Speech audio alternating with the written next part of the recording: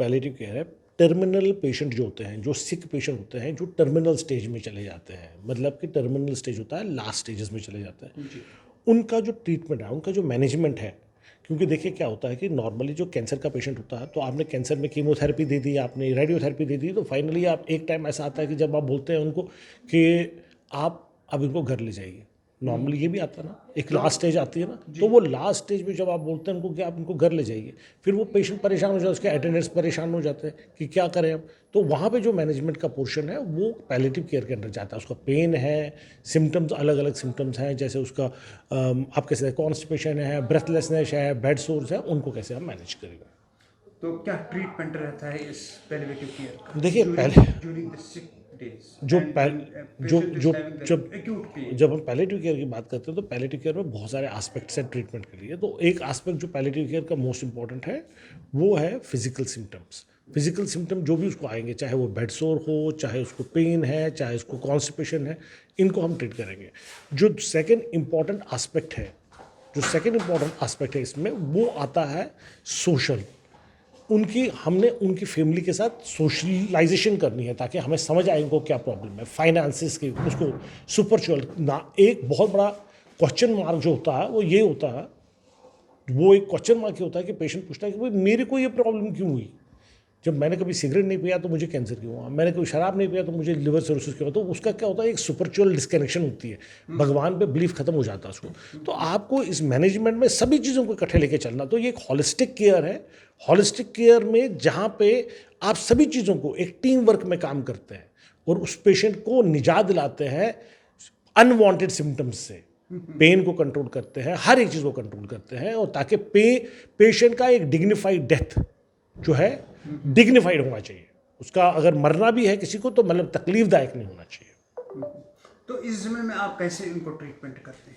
देखिए ट्रीटमेंट मैंने आपको कहा कि ट्रीटमेंट हम अलग अलग एस्पेक्ट्स पे करते हैं। जो फिजिकल ट्रीटमेंट है उसके लिए हमने डिफरेंट ड्रग्स हैं, मेडिसिन हैं, उनको हम सपोज किसी का बेड सोर है तो बेड सोर के लिए हम बेड सोर का ट्रीटमेंट करते हैं, पेन है तो पेन के लिए पेन का ट्रीटमेंट करेंगे। ये तो अलग चीज़ आ गई। कभी कभी पेशेंट डिप्रेशन में जाते हैं तो डिप्रेशन का ट्रीटमेंट करते हैं, कभी एंग्जाइटी में जाते हैं तो एंग्जाइटी का ट्रीटमेंट, डिलीरियम में जाते हैं तो उसका ट्रीटमेंट। तो हर एक लेवल का अलग अलग ट्रीटमेंट होता है, पेशेंट के सिम्टम के हिसाब से उसका ट्रीटमेंट चलता है। इसका मतलब है कि पैलिएटिव केयर एक पेशेंट का एक मॉरल बूस्ट करता है उसको। एब्सोल्युटली, बिल्कुल बिल्कुल बिल्कुल, आपने बिल्कुल परफेक्टली वर्ड यूज़ किया कि मॉरल बूस्ट सिर्फ पेशेंट का नहीं, उसकी फैमिली का भी, केयर गिवर का। क्योंकि देखिए क्या होता है इसमें, जो टर्मिनल स्टेज पे पेशेंट होता है उसकी जो फैमिली है, सपोज उसका एक बेटा है, ये रोज़ ही माँ के साथ ही जुड़ा हुआ है, माँ के साथ, तो एक फटीग फैक्टर भी आ जाता है, थक जाएगा ये भी, ठीक है ना। थक ही नहीं जाएगा, इसको इकोनॉमिकल प्रॉब्लम भी आएगी, फाइनेंशियल प्रॉब्लम भी आएगी, ये भी मॉरली कमज़ोर हो जाएगा। तो हमने क्या करना है, एक मॉरल जो है वो पेशेंट का भी बढ़ाना है, उसके सारे सिम्टम्स को ख़त्म करना है और बूस्ट करना है मॉरल किसका, अटेंडेंट का भी। जी, ये सुविधाएं कहाँ कहाँ पे उपलब्ध है अभी हमारे अभी जैसे इस पैलिएटिव केयर? अभी जो पैलिएटिव केयर का आपको पता है कि पैलिएटिव केयर का सबसे पहला जो हॉस्पिटल में सर्विसेज स्टार्ट हुई थी गांधीनगर हॉस्पिटल में ही, JNK में स्टार्ट हुई थी। उसके बाद अभी जो सर्विस अवेलेबल है वो 2 medical college, Srinagar medical college में और जम्मू मेडिकल कॉलेज में भी अवेलेबल इसकी सर्विसेज है। ये तो टर्शरी लेवल्स की बात कर रहा हूँ मैं।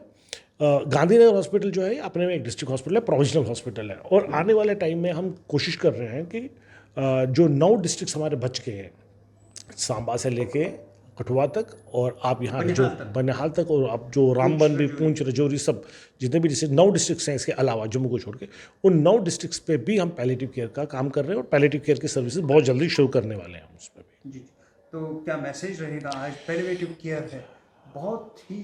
देखिए पैलिएटिव केयर में एक बहुत स्ट्रॉन्ग मैसेज मैं आपके माध्यम से देना चाहता हूँ कि जो पेशेंट सफ़र कर रहा है, आप उसको सिर्फ एक नज़रिए, पेशेंट के नज़रिए से मत देखिए, आप उसको ये नज़रिए कि वो एक सोसाइटी का इम्पॉर्टेंट इंसान है, वो सोसाइटी का है, और वो जो सोसाइटी है, इस सोसाइटी का जवाबदारी हमारी है, ठीक है। तो क्या होता है, देखिए अभी पुराने टाइम में क्या होता था, पुराने टाइम में आज भी जो गाँव में अगर कोई बीमार हो जाता है तो आप देखते हैं कि एक गाड़ी नहीं 4 गाड़ियों में लोग आते हैं उसके साथ ट्रीटमेंट कराने के लिए। रात रात भर उसके घर मासी, बहन, चाची, नानी, सब जो भी है उनके घरों में होते हैं। मोहल्ले के इर्द गिर्द के लोग भी उनके साथ थे, उनको फाइनेंशियल सपोर्ट भी देते हैं, उनको आप सुपरचुअल सपोर्ट भी देते हैं। इसमें कम्युनिटी का आना आगे बहुत ज़रूरी है। अब देखिए हमारे यहाँ पे क्या होता है कि हम लोग जैसे अर्बनाइजेशन की तरफ जाते हैं तो कम्युनिटी से न्यूक्लियर फैमिलीज में चले जाते हैं, ठीक है ना। तो यहाँ पे हमें कम्युनिटी का सवाल बहुत ज़रूरी है, क्योंकि सपोज मैं एक पर्टिकुलर एरिया में रह रहा हूँ, तो अगर मैं वहाँ की एक लोकल बॉडी बनाऊँगा कम्युनिटी के लिए जो इस मामले को मदद करे। आपने देखा होगा कम्युनिटी सपोर्ट में ही हम कोविड से पार निकल आए, लोगों को खाना मिला, सुविधाएं मिली, उस टाइम में मेडिकल की सुविधाएं मिली, लोग एनजीओ ना होकर भी कम्युनिटी बेस करने की मदद करें। वो कम्युनिटी का मदद हमको पैलिएटिव केयर में चाहिए टर्मिनल पेशेंट्स के लिए, उस तभी हम इसमें से बाहर आ सकते हैं, उन पेशेंटों को राहत और सुविधाएं। टेक वन अब आपके व्हाट्सएप पर। व्हाट्सएप करिए हाय 9728253663 पर।